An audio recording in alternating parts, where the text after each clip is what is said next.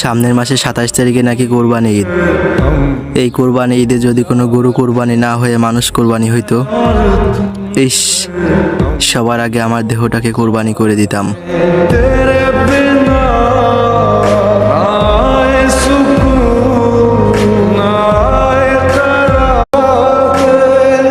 সামনের মাসে 27 তারিখে নাকি কোরবানি ঈদ।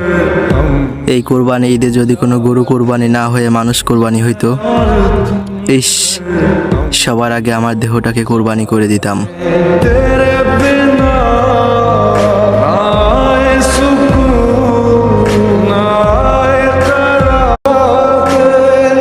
সামনের মাসে 27 তারিখে নাকি কোরবানি ঈদ।